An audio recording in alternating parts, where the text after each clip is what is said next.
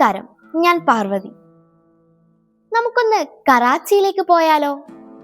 പാകിസ്ഥാനിലെ കറാച്ചി എന്ന നഗരത്തെ കുറിച്ചിട്ടും അവിടെ നടക്കുന്ന ലിറ്ററേച്ചർ ഫെസ്റ്റിവലിനെ കുറിച്ചിട്ടും നമുക്ക് പറഞ്ഞു തരികയാണ് ബെന്യാമിൻ ഇരട്ട മുഖമുള്ള നഗരങ്ങൾ എന്ന പുസ്തകത്തിലൂടെ.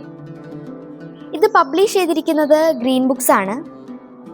ഇതില് കഥാകൃത്ത് വിവരിക്കുന്നത് ഒരുപാട് എഴുത്തുകാരുടെ ജീവിതാനുഭവങ്ങളെ കുറിച്ചിട്ടും അദ്ദേഹം അവിടുന്ന് കണ്ട ഒരുപാട് കാഴ്ചകളെ കുറിച്ചിട്ടും ഒക്കെയാണ്. ചോര ചീന്തുന്ന സ്ഫോടനങ്ങൾ, കൊടികുത്തി വാഴുന്ന അധോലോകം, മതവും രാഷ്ട്രീയവും പട്ടാള വാഴ്ചയും, ഈ കാരണങ്ങൾ കൊണ്ടെല്ലാം നമ്മൾ കറാച്ചി എന്ന നഗരത്തിലേക്ക് പോകുമ്പോൾ മധ്യകാലത്തിലേക്ക് പോകുന്ന പോലെ നമുക്ക് തോന്നുമെന്നാണ് ബെന്യാമിൻ സാറ് ഈ പുസ്തകത്തില് പറയുന്നത്. ഒരുപാട് തടസ്സങ്ങൾ നേരിട്ടിട്ടാണ് അദ്ദേഹം കറാച്ചിയിലെ ലിറ്ററേച്ചർ ഫെസ്റ്റിവലിലേക്ക് പോകുന്നത്. അദ്ദേഹത്തിന്റെ പ്രശസ്തമായ പുസ്തകം ആടുജീവിതമാണ് അദ്ദേഹത്തിന് വഴികാട്ടിയായത്. അങ്ങനെ അദ്ദേഹം അവിടെ എത്തി. വലിയ സ്വീകരണങ്ങളൊക്കെ ആയിരുന്നു അദ്ദേഹത്തിന് ലഭിച്ചത്. അദ്ദേഹം താമസിക്കേണ്ടത് 5 ദിവസത്തെ യാത്രയാണ്.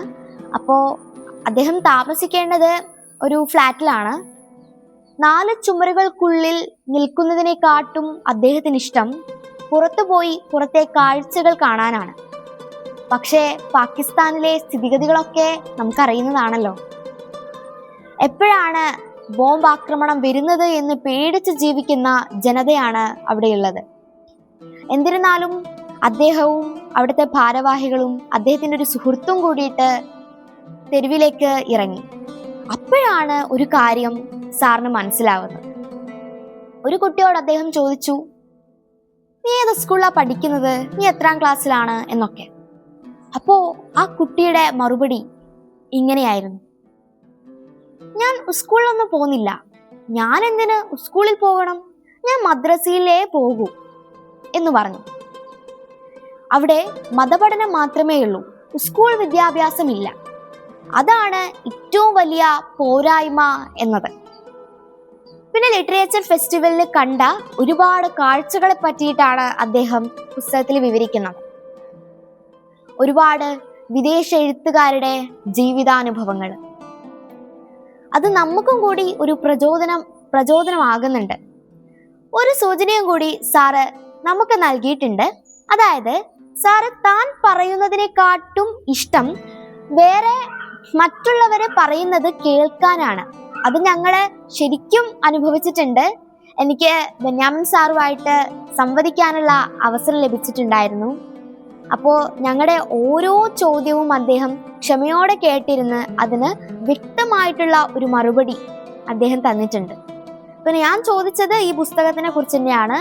അതായത് പാകിസ്ഥാനിൽ പോയപ്പോൾ അവിടെ എവിടെന്നെങ്കിലും സാറിന് ഒരു ശത്രുതാ മനോഭാവം സാർ അനുഭവിച്ചിട്ടുണ്ടോ എന്ന്. അപ്പോൾ സാറിന്റെ മറുപടി ഇങ്ങനെയായിരുന്നു, പാകിസ്ഥാൻ എന്ന് കേൾക്കുമ്പോൾ തന്നെ നമ്മുടെ മനസ്സിലേക്ക് ഓടി വരുന്നത് ശത്രു രാജ്യം എന്നതാണ്. അതിന് സാർ ഉദാഹരണമായിട്ട് പറഞ്ഞത് കണ്ണൂര്.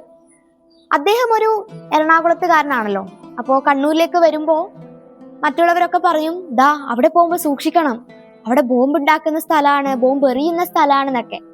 സത്യം പറഞ്ഞാൽ കണ്ണൂർ അങ്ങനെയാണോ? അല്ല. ഇത് തന്നെയാണ് നമ്മുടെ പാകിസ്ഥാനിലെ അവസ്ഥയും. എനിക്കിഷ്ടപ്പെട്ട, കൂടുതൽ എന്നെ സന്തോഷത്തിൽ ആഴ്ത്തിയ 3 കാര്യങ്ങൾ ഈ പുസ്തകത്തിലുണ്ട്. ഒന്നാമത്തേത്, സാറിനോട് ഒരു പാകിസ്ഥാൻ എഴുത്തുകാരൻ വൈക്കം മുഹമ്മദ് ബഷീറിനെ കുറിച്ചിട്ടും തകഴിയെ കുറിച്ചിട്ടൊക്കെ ചോദിച്ചത്. മലയാളി എഴുത്തുകാർ പാകിസ്ഥാൻ എഴുത്തുകാരുടെ മനസ്സിൽ എത്രത്തോളം സ്വാധീനിച്ചിട്ടുണ്ട് എന്നതിൻ്റെ ഉത്തമ ഉദാഹരണമാണ് ഇത്. പിന്നെ രണ്ടാമത്തെ കാര്യം, ഒരുപാട് മലയാളികൾ കറാച്ചിയിൽ കുടിയേറി പാർത്തവരുണ്ട്. അതിൽ ഒരാളാണ് യൂസഫ്. തലശ്ശേരിക്കാരനാണ്, പാനൂരിലാണ് സ്വദേശം. ഇപ്പോൾ ചായക്കട നടത്തുന്നു. ഒരുപാട് വർഷങ്ങൾക്ക് മുമ്പ് തൻ്റെ ബാപ്പയുടെ കൂടെ കറാച്ചിയിൽ വന്നതാണ്. വർഷത്തിലൊരിക്കൽ തൻ്റെ ഭാര്യയെയും മക്കളെയും കാണാൻ യൂസഫ് കേരളത്തിലേക്ക് വരും. കേരളത്തിന്റെ മനോഹാരിത കണ്ണു നിറഞ്ഞെന്ന് കാണാൻ. അപ്പോൾ ഇത്രയും കാര്യങ്ങൾ ഈ ഒരു പുസ്തകത്തിൽ അടങ്ങിയിട്ടുണ്ട്. അതുപോലെ തന്നെ നമുക്ക് തന്നെ ഒരു പ്രയോജനാത്മകമായിട്ടുള്ള ഒരു പുസ്തകമാണിത്. പിന്നെ ഇതിൻ്റെ അകത്ത് ഒരു പിൻകുറിപ്പുകളുണ്ട്. അത് എഴുതി തയ്യാറാക്കിയിരിക്കുന്നത്, അതായത് ഓരോ വിഷയത്തിനെ കുറിച്ചിട്ടും കുറച്ച് കുറിപ്പുകൾ എഴുതി തയ്യാറാക്കിയിരിക്കുന്നത് വി മുസഫർ അഹമ്മദ് ആണ്. അപ്പോൾ എനിക്ക് ഏറ്റവും കൂടുതൽ ഇഷ്ടപ്പെട്ട വിഷയം ഞാൻ നിങ്ങളുമായിട്ടൊന്ന് പരിചയപ്പെടുത്തി തരാം. അതിലെ ഏതാനും വരികൾ ഞാൻ നിങ്ങൾക്ക് വായിച്ചു തരാം. തട്ടവും പർദ്ദയുമിടാത്ത പെണ്ണുങ്ങൾ. സാക്കിയ സർവാറും. പാകിസ്ഥാനിൽ തട്ടവും പർദ്ദയുമിടാത്ത ധാരാളം സ്ത്രീകളെ കണ്ടതായും അത് തന്റെ മുൻവിധികളെ അട്ടിമറിച്ചതായും എഴുത്തുകാരൻ പറയുന്നു. കോഴിക്കോട് നഗരത്തിൽ ഒന്ന് ചുറ്റിയടിക്കുമ്പോൾ കാണുന്നയത്ര പർദ്ദധാരണികളെ കറാച്ചിയിൽ കാണാൻ കഴിഞ്ഞില്ലെന്നാണ് നിരീക്ഷണം. സ്ത്രീകൾ സൽവാറും കമ്മീസും അണിയുന്നു. അത് തങ്ങളുടെ സംസ്കാരം കലർന്ന വസ്ത്രമാണെന്നവർ പറയുന്നു. ഇതിൽ നിന്നും നമുക്ക് എന്തു മനസ്സിലാക്കാൻ സാധിക്കും?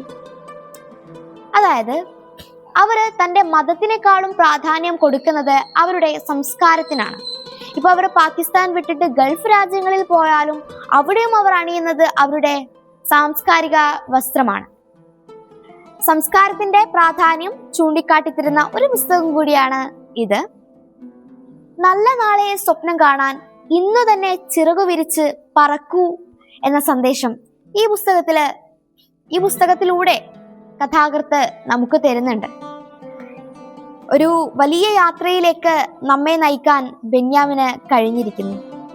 നന്ദി.